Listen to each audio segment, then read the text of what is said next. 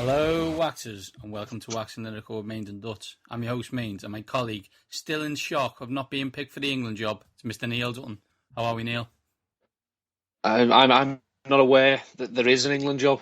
I don't know what you speak of. England football doesn't exist anymore. And if it does exist, it doesn't exist in my presence. If it's on a telly in a room that I am in, I am no longer in that room. It's worrying. Slightly linked into what we actually do.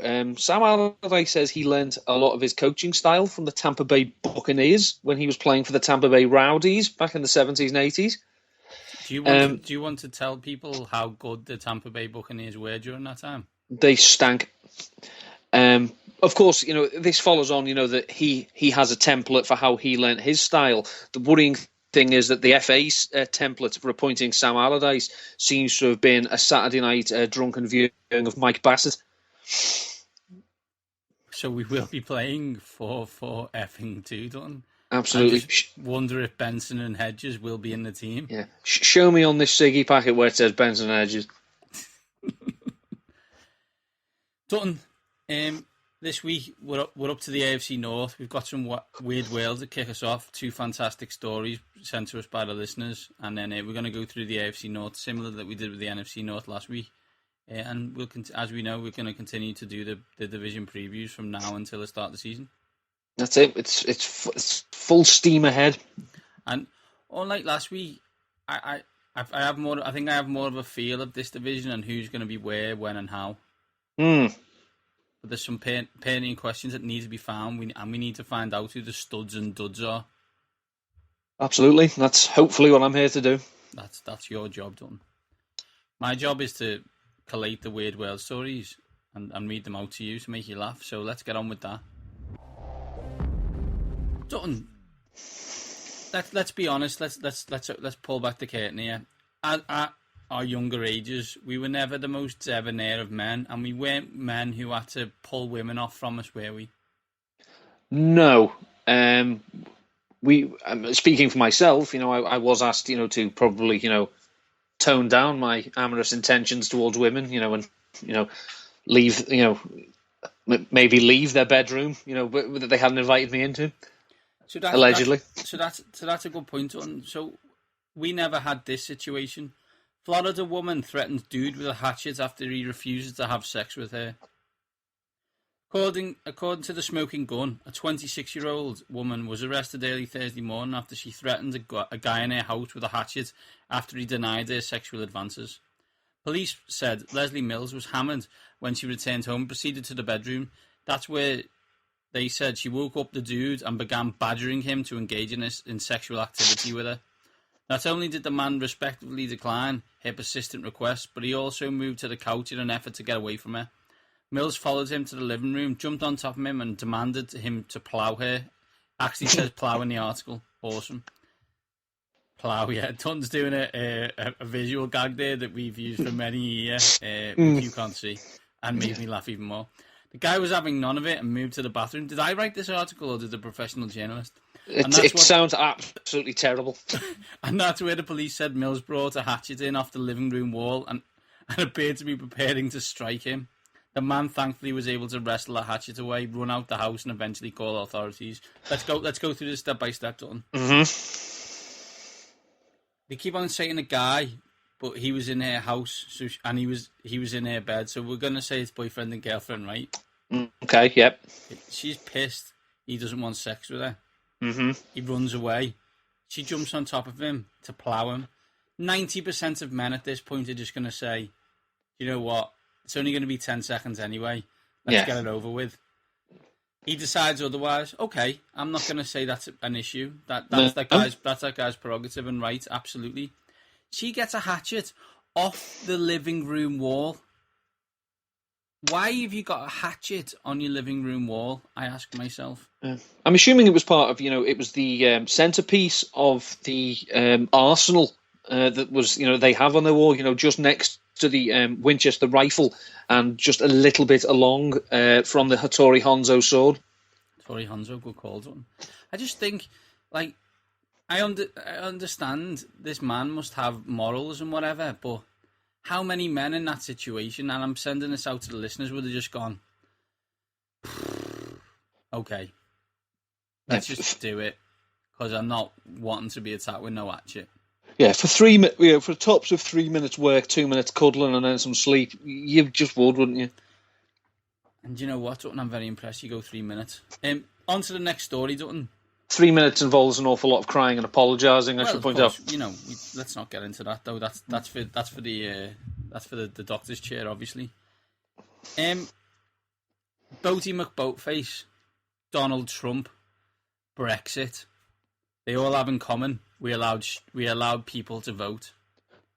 You'd think that McDonald's, a multinational billionaire corporation, would know better, but they didn't. McDonald's let the internet create their own burgers. Can you guess what happened, Dutton? A lot of sensible choices were made and some very artistic streaks were discovered. McDonald's had to know what they were doing. The New Zealand branch of the franchise launched its own Create a Taste campaign with a special promotion. Design your own burger and get free fries and a soft drink for your trouble. Not a bad idea in theory, but then there's the part where they let everyone share their hideous creations. There's no way that somewhere at the company didn't speak up at this point and say, hey, you know what? The internet is going to create the most offensive, terrible burgers, right? They did, Dutton. They did. Here's some names. The Sad European. Girth by Penny S. The Benghazi Chicken Witch. The Bernie Socialist Feast, which is just a bun. The Rectal Prolapse. That's actually on the internet. The Pussy Sandwich. By someone who gets neither. The Carbonator, which is just loads of bread. No burger. The Toddler Body Bag. I don't even know what that means. No tissues. Atheist Delight, just a black bag. Pepe, just random. Ron's Creamy Surprise, just looks like a load of mayonnaise. Yeah. Seriously though, Dutton, if you were to create your own burger, what would it look like? There'd be a lot of meat in it. Not too much veg or salad. A little bit of sauce, maybe not too much, and obviously cheese. I'm thinking, let's envisage a Big Mac. 3 burgers on each side rather than the rubbish one. Mm-hmm. Let's add extra cheese and bacon. I've actually got good to go. I've got my own burger maker. Do you know? I have made a couple of burgers. Literally, it's I'm not doing a visual gag. I'm just talking with my hands. You pat down the mince, then this other thing goes on and creates a hole in the middle of it that you can then stuff. So you've split the burger in half. You've created a hole. You then stuff the inside of the burger with anything you like. I usually put like crispy bacon, some garlic, some chili powder. Then you put it back together. Get it pressed down, and then you cook the burger. So basically, you've made your own. Sounds good, Dutton. And then you add cheese and bacon to it. Mm-hmm. And then if you listen carefully, you can just hear your arteries slamming shut. Amazing. That's why you have burgers, Dutton. That's why you have burgers. We love Weird World because the world is weird. There's a lot of sad stories at the moment. A lot of real ones that we're not talking about here because it's more of a comedy show. So if you want to cheer yourself up, send us your Weird World stories to @waxing_lyrical, or just send it directly to me and Dutton. Dutton's @ndutton13 and I am @Mainzy7. We love the stories. They make us all laugh. We try and fit as many as we can into the show. We usually do 2 a week. Simply just texting us the words 2016 is not funny, nor is it weird. No, 2016 is many things. Funny and weird is not one of them. Dutton, so let's get on with it. The AFC preview. We did the NFC North last week. Let's do the AFC North this week, Dutton. Let's start, as we do, alphabetical order, styley, with the Baltimore Ravens. Dutton, the question that I've got on the Baltimore Ravens is, in the past, we have written And probably, I don't know, could that article still be found? I don't know. Does that website exist? No, it doesn't. Is it somewhere on the internet? Maybe. We said Ozzie Newsome was the best GM in the business. Mm-hmm. We did say that 2 years ago, to be fair to us. Probably more, actually. Yeah, probably is more, actually. Wow. After the last couple of years done, is this story still true? No. What has happened to Ozzie Newsome and the Baltimore Ravens in the past couple of years? They have not done a good enough job of evaluating talent, and a lot of the players that have come through, for one reason or another, haven't cut it. I mean, Brashard Perriman, as we say, first round pick last year, hasn't taken a snap. What was his name? Matt Elam, the safety, did look great in his rookie season, never turned out good. And it just looks like there's a few of the free agents who they've let walk. They probably should have made a bit more of an effort to keep. I think Pernell McPhee, who went to Chicago last year, they let him go, and then 6 weeks into 3 weeks into preseason, Terrell Suggs gets a ACL injury, and he's lost. They've got no pass rush other than the aging remains of Elmas Dumerville. This team could be a sneaky car wreck this year. They have question marks everywhere. At quarterback, he's coming off ACL injury. Running back, Justin Forsett broke his arm last year. Other than that, they've got Buck Allen, who did okay. Got Kenneth Dixon, who's a rookie. Wide receiver, the healthiest option is Mike Wallace, who's done absolutely nothing pretty much since 2011. You got Steve Smith. We don't know if he's going to come back from his Achilles. Yeah, his was an Achilles injury. I say you got Brashard Perriman. We don't know what his state is. Let's go to tight end. We've got Dennis Pitta on his third artificial hip. We've got Ben Watson, who the first thing he did as a Baltimore Raven was snitch on them for having padded practice. We've got Max Williams, who's a rookie last year, who didn't do it. This team could be absolutely bloody awful this year, and it's not an exaggeration. 1996, Jonathan Ogden and Ray Lewis. 1997, Peter Bulwer. 1998, Dwayne Starks. 1999, Chris McAllister. 2000, Jamal Lewis. 2001, Todd Heap. 2002, Ed Reed. 2003, Terrell Suggs. 2005, Mark Clayton. 2006, Haloti Ngata. 2007, Ben Grubbs. 2008, Joe Flacco. This is serious first-round picks here, by the way. You've missed out Kyle Boller as well. That was deliberate. In that 2008, in the second round, he picked Ray Rice. Now, you may remember him as PR nightmare, but I also remember him as excellent running back. Mm-hmm. They picked Michael Orr, never really worked for them. Picked Torrey Smith, picked Terrence Cody, Courtney Upshaw. But the last few years, it just hasn't worked. As you said, Matt Elam, 2013. Arthur Brown, Brandon Williams, CJ Mosley, good player, Timmy Jernigan, Brashard Perriman, Max Williams, they haven't done anything. The shine's coming off, and last year was the first year that I believe that John Harbaugh finished with a losing record. Yeah. Flacco will be back.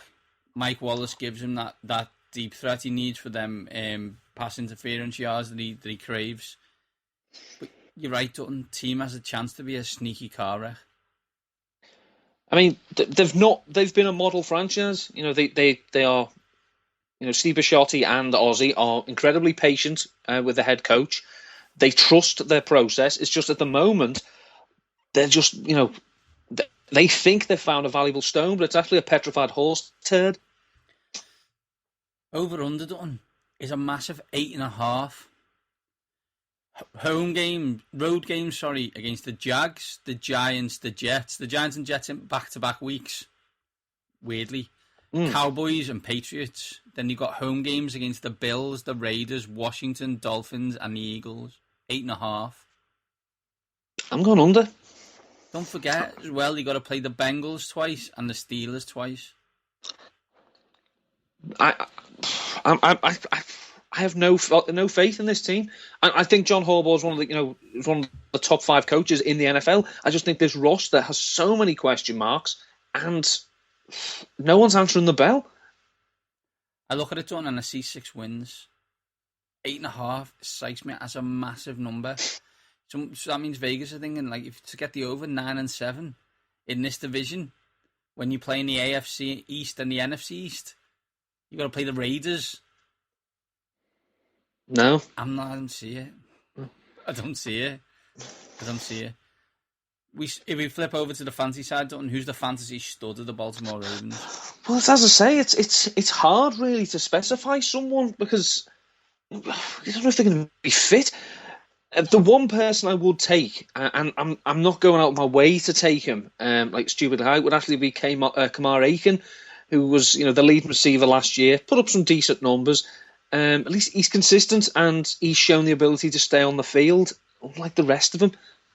But I'm not. I can't see him topping out anything above wide receiver 3, low end wide receiver 2. He's just not going to take off in that regard. Fantasy dud, Dutton.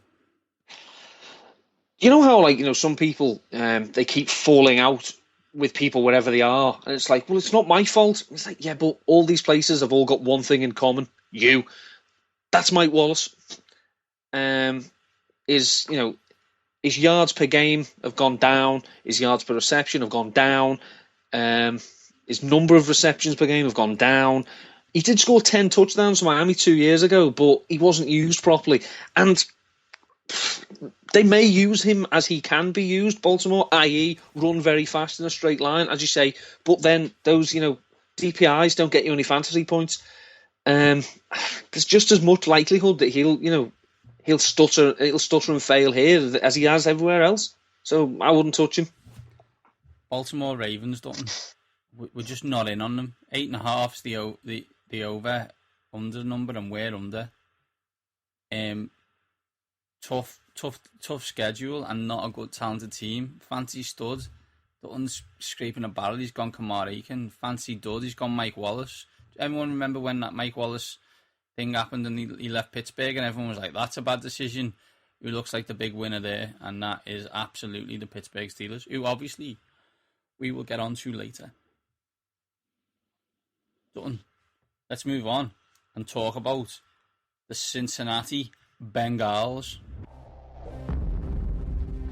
The question is, Dutton, and I suppose it's a question on multiple levels, is what is success for the Cincinnati Bengals? Success for the Cincinnati Bengals ownership is 10 wins and making the playoffs. Are the Cincinnati Bengals the NFL's version of Arsenal Football Club? That's a pretty good shout, yeah. Because how ultimately do you fire a coach for winning based on what they were when he turned up? See, and this is we say this a lot about the Bengals. Like, if you're new to the game, you just see the Bengals as a team that gets to 10 wins and loses in the playoffs. So it's a partial joke, right? Mm-hmm. Like, no, they were a real joke.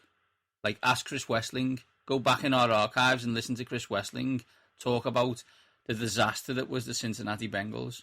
They are, in theory now, a model franchise in terms of talent on the field, in terms of what they do, how they do it, players they draft.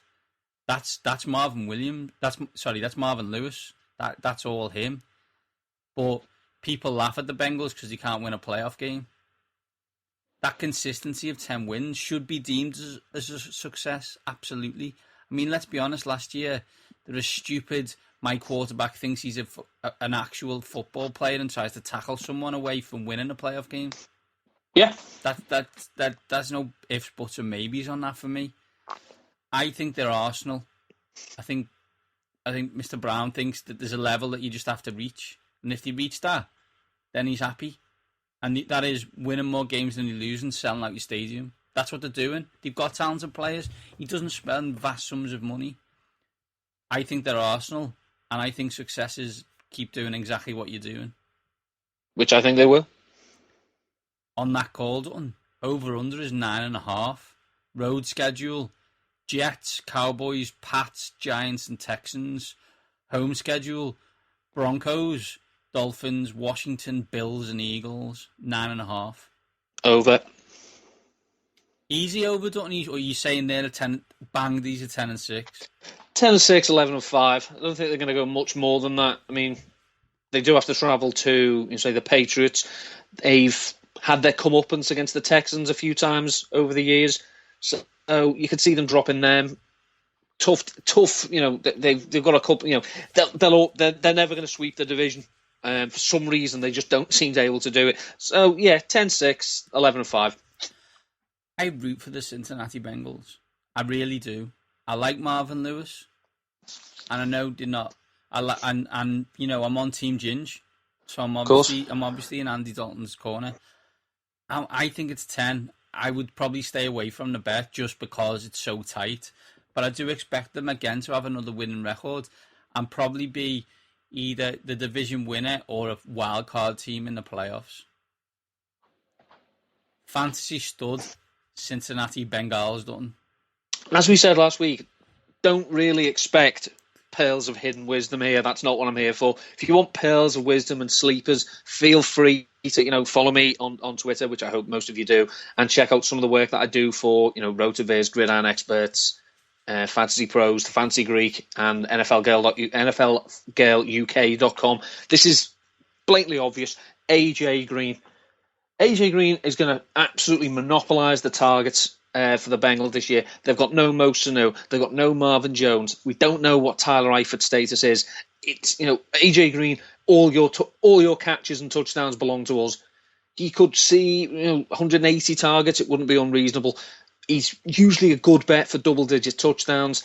Apparently, him and Dalton are linking up beautifully in off-season workouts. It's Padler, so take from that what you will. He's going to eat. I would, if I had the fourth pick, I would take AJ Green fourth. If I took in first round, he'd be my fourth pick. So in that situation, Dalton, is he? I think we discussed on the wide receivers. Is he like the third? Are you saying he's the third wide receiver off the board? Fourth wide receiver off the board. Mm-hmm. So you're not taking a running back before any of them. You're taking Green fourth. Yeah. Is he the most underrated of the great wide receivers in the league? I think so. Probably playing for the Bengals doesn't help him, even though he has been a superstar for them. I just think it's, you've got Odell Beckham plays in New York. You've got Antonio Brown plays for the Steelers, one of the most storied franchises in sport. Julio Jones has been, to the NFC Championship game with the Falcons. The Bengals, as we know, it's seen as, 10 wins, but where's the beef? So, yeah, I think he's an unheralded superstar. Fantasy dud Dutton Cincinnati Bengals. Well, if there's one thing the Bengals have got a lot of, other than 10 wins and no playoff wins, it's they've got an awful lot of Tylers. They've got Tyler Eifert, they've got Tyler Croft, they've also got Tyler Boyd. He's a rookie receiver. They've gone out of their way to say he's going to be their slot receiver, despite the fact their other outside receiver is Brandon LaFell. They're going to put him in the slot. While he learns his game, he's not that good value. I know the Bengals' offense might look decent value because of how many targets have now left, but I just think AJ Green's going to get an uptick. We're going to see more receptions for Gio Bernard. So yeah, I'd stay away from Boyd this year, but keep an eye. Cincinnati Bengals, me and Dalton love them. They are the butt of many people's jokes. They're not necessarily ours. 9.5 the over. Me and Dalton are both taking that. I'm a little more cautious than Dutton is, but that makes a change. Fantasy stud. It's no surprise it's AJ Green. He's one of the best wide receivers in the league, and as Dutton quite rightly points out, he's probably the fourth best wide receiver in fantasy. Fancy dud.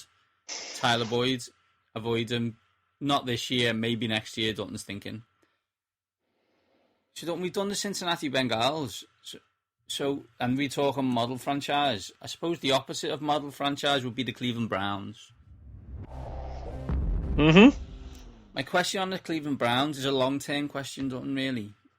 I think over the past 10 years, they've had 7 or 8 coaches, 4 or 5 GMs, and a lot of changes. Mm-hmm. How do the new Moneyball Browns stay in charge of that team for over 2 years? Well, basically, they have to convince Jimmy Haslam that there is a plan. There is an end game. It's not just we'll throw as many balls at the coconuts as we can and see what we get. They quite clearly are not going to be competing in 2016. Their roster construction tells you as such. Jimmy Haslam has presumably signed off on this and said, okay, fine, you can have a mulligan. This year we'll let it go. We'll see what we do. Don't get too high up that draft board, though. Don't be winning meaningless games in December and costing us the first pick. If then they suck the year 2, is Jimmy Haslam still okay with this? Is he like, okay, what are we building to year 3? We have seen that a few coaches, that third year, they can turn it round to some extent. Saw it with Ron Rivera, Gus Bradley, not so much, but there is signs that, the team does improve in the third year. It's just a question of, will fans continue to come if you go to 14-13 while you're waiting for the quarterback you took high in year 2 to develop? I don't know. I don't know how patient Jimmy Haslam is. Based on past experience, not very. Jimmy Haslam needs to look at Shad Khan, right? That's what's got to happen. He's got to look at the Jacksonville Jaguars and say, this is an experiment that they are trying. They are now in year 4. Mm-hmm. And people are like, this is a talented team with talented players. They managed to pull in, along with the draft picks that seem to have drafted really well. They've now been able to pull in free agents. That didn't happen automatically. And 4 years ago, we were like, no one wants to touch Jacksonville with a barge pole. Now they're getting players like Malik Jackson, who was one of the number 1 free agents on the board. You've got to let this happen. You've given these guys the keys. You've got Hugh Jackson, who is a very, very good offensive coach. Let him get offensive players and build a scheme. Give him a chance. Let the Corey Colemans of this world, give them a chance. It won't happen this year. You're going to be rubbish. Accept you're going to be rubbish. Next year, you're going to be rubbish. It's not an issue. You've been rubbish for a decade. But try and allow this to happen. Don't pull the trigger too fast. You believed in these people at the start. You've got to give them a chance to do it. I agree. Over under Dutton, no surprise. 4.5. Under. Road games. Eagles, Dolphins, Washington, Titans, Bills. Home games, Pats, Jets, Cowboys, Giants, Chargers. They'll do something stupid and win a game they shouldn't. And they'll be in a game they shouldn't be, but they won't win it. If you told me this team was going 0-16, I wouldn't fight the assumption. I look at it, and much like we said that 8.5 was high for Baltimore, this is high for me. Who's playing quarterback? Who's left on the defense? Who's on the offense? Who are the players? Can you name more than 5 starters, 6 starters? Good luck to the gridiron guys trying to, if they're going to pick any of the Cleveland Browns in their bloody AFC North team. It ain't happening. Well, Joe Thomas as well. Yeah, Joe Thomas. Yeah, that's about it. But that's not a lot, and it's not good enough. Do you know if the Browns were playing real money ball, they'd have traded Joe Thomas? Yeah, I'm surprised. To be honest, Dutton, I'm surprised they haven't. Yeah, 2 weeks before draft, say to someone, say to the Jets or Denver, look, you need him. You need a left tackle. You tried to get him. Give us a first and a third. He's yours. Give us 2 2s. Yeah. Over the really, yeah. Because there's no point having a below par 4/5 of your offensive line and an all-pro left tackle when you're going to stink. You may as well stink as a 5. Yeah, absolutely, Dutton. Absolutely. Hardest job in the business here, Dutton. Cleveland Browns, fantasy stud. Well, fantasy stud from terms of volume, you'd assume it'd be Gary Barnage. He was the one shining light really last year, other than Travis Benjamin, who's obviously now gone. The rest of the wide receiving core is very, very inexperienced, very unproven. Corey Coleman, high first round pick. Rookies aren't all going to be Odell Beckham. So Gary Barnage, but also sneakily, and you can get him very late, is Duke Johnson and Assessor Tress. This has got nothing to do with the social media activity of Isaiah Crowell. Not interested at all. Doesn't bother me in this. I just think Duke Johnson is a better receiver, so they're going to be passing the ball an awful lot more because they've got an absolute no mark defense. Isaiah Crowell is he's a jag. He's just a guy on receivers. Duke Johnson, he's a better player than Isaiah Crowell because Crowell apparently has all the talent in the world, but talent's nothing without discipline. He hasn't got it. Duke Johnson's the leading rusher in the Miami Hurricanes history, so he can run the ball, and he's also a wonderful pass catcher. He does remind me of Brian Westbrook, and we know how good a receiver he was out the backfield. That's so high praise from Dutton. If anyone knows Dutton, getting Brian Westbrook reps is big up for Duke Johnson. Easy for you to say. The price you're getting, Duke Johnson, yeah. A much easier question, Dutton. Who's the fantasy dud?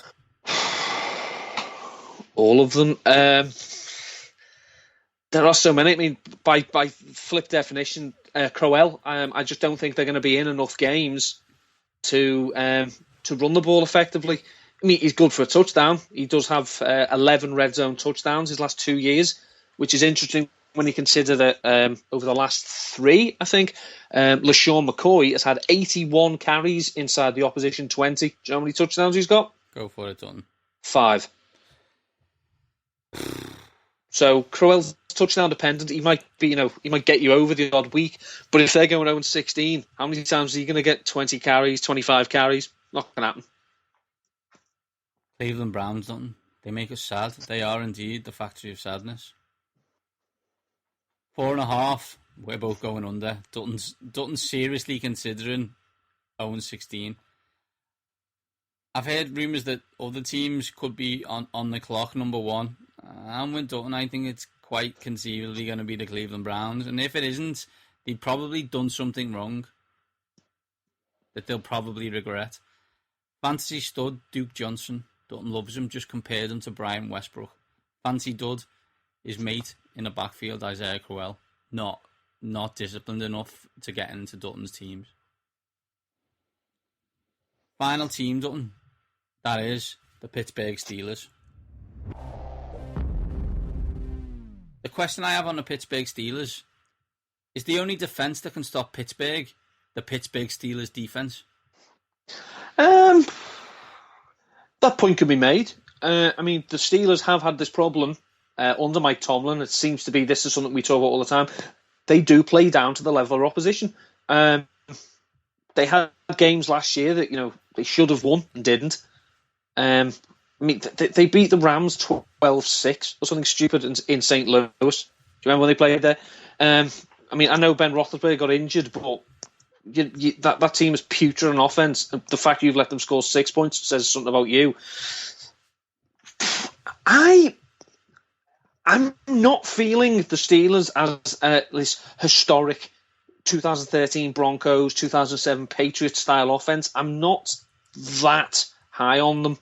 I think they'll score points. They're still talented players, but there's something holding me back. You know what that is, Don? I think Ben Roethlisberger does put up ridiculous numbers, but he puts them up. I mean, you look at his fantasy numbers over the last 2 years, they've been very, very good. But in 2014, he went crackers in 2 consecutive games, and they have 2 back-to-back 500 yards, 6 touchdown games. So you take them away, and he's okay. Most of his big plays last year came with Martavis Bryant on the field. He's not there. Le'Veon Bell, I'm sorry we have to say this, you're injury prone. You can't be trusted to stay healthy. So until you decide to show us that you can, I'm going to worry, are you going to play 16 games? And outside of Antonio Brown, who, is having a start to a career unsurpassed by anyone by the looks of it, I don't know. There's just something, this idea, they're going to score 30 points a game. They should, but they won't. Ben Roethlisberger, Le'Veon Bell, Antonio Brown, Ladarius Green, Marcus Wheaton. I understand what you're saying, Dutton. I'm going to respectfully disagree. I like this offense a lot. It will be the best offense in the league this year. I think by quite a little bit of a margin. They've got even without Bell last year, they've got a cohesiveness and a plan. Haley and Roethlisberger have got a plan how they want to play offense. And I think that's vital, and that when that clicks, it's unstoppable. And They play Washington first game of the season, and I'm expecting some kind of 40 burger being put on us. I mean, I did say that Ladarius Green, I think he was in my Dutton 13 of tight ends. But do you know that you say that, when you're in a bar, you see a pretty woman, and you think, someone is already tired of her crap. If Ladarius Green was that good, he'd still be in San Diego. And Antonio Gates would be, sitting on his porch, sipping lemonade, talking about the good old days. And he's not.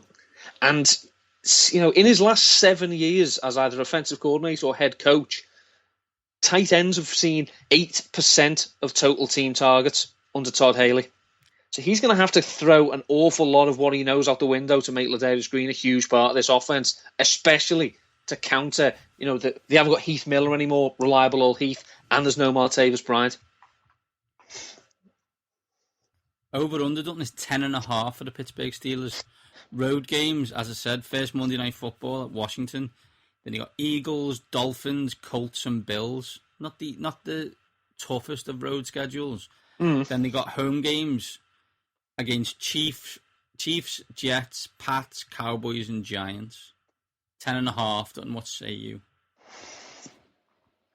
I'm going to say under, but not by very much. I'm kind of with you in the fact I look at it and say, whereas I just think Vegas have got the Browns and the Ravens wrong. I think they've nailed the Steelers and the Bengals in terms of, I think they're both 10-6. Yeah. 10-6, 11-5. So that 10.5 is a great number. But I think they'll go 11-5 and the Bengals will go 10-6. That's as I look right now. Although I subject to change when we do our predictions, I can't change that. But at the moment, I'm thinking Steelers win the division 11-5, so I'll just creep over. Mm-hmm. There's a lot of them, Dutton. I just named a few of them. Who's the fantasy stud on the Pittsburgh Steelers? It's Antonio Brown. It doesn't matter what format you play. I mean, if it's PPR, even better. Because, he's good for most weeks. In fact, for the last 3 years, I think it pretty much has been most weeks. 5 catches and 80 yards. He also scores touchdowns, which an awful lot of target monsters don't. They seem to, they dominate between the 20s, but then once it gets to scoring, they leave it to other people. He can do everything, despite not having prototypical size. I mean, I don't have to tell people, if they're listening to us and they know about fantasy football, they know about real football, I don't need to sell them on how good Antonio Brown is. He's first off the board if I've got pick number 1. He's exceptional, Dutton. As you said, he's pick number 1. First game, he's got Josh Norman. That will be fun. Fantasy dud, Dutton. Sammy Coates. Obviously, as I've said ad nauseum, now there's no Martavis Bryant. Marcus Wheaton did show flashes of getting to grips with this offense last year. He did have a monster game against Seattle. So if anything, he's going to come in. Le'Veon Bell is a wonderful receiver out the backfield if he's fit. I think he's got something like I think it's 150 receptions in 35 career games, which for a running back is pretty impressive. Then obviously, as I say, they've got Ladarius Green, who they may try and get more involved. I just think Sammy Coates, he's still raw. He was targeted twice last season. He's going to lose out, I think, and may well not dress because of Darius Hayward-Bay. And if you're saying that about someone who allegedly they think so highly of, they took him high, I don't think that's a good sign. Pittsburgh Steelers, 10.5. Great number by Vegas. Well done, Vegas. I'm going slightly over. Dutton's going slightly under. But again, it's a stay away bet for me. Fantasy stud. Who else would it be? It's Dutton's number 1 player off the board. It's Antonio Brown. And a fantasy dud is Sammy Coates, who people think are going to get more targets. Dutton is not convinced. Not convinced at all. He'll get more than 2. He'll get more than 2, but he won't get more. He won't get enough to be someone you want in your fantasy team. So we looked at the Ravens, we're not convinced. We looked at the Bengals, we are convinced. We looked at the Browns, we know what the Browns are. We looked at the Steelers, bit of a controversial. Dutton's not as keen as I am, but there we go. That's why we do this, for the debate. That's why we lift all them weights. It is why we lift all them weights, Dutton. So next week, back with another division preview. Maybe a couple of sneaky, brilliant interviews as well. Maybe. Depends, Depends how good they are. I mean, we know we're awesome. Exactly. This has been Waxing Lyrical. Get used to it.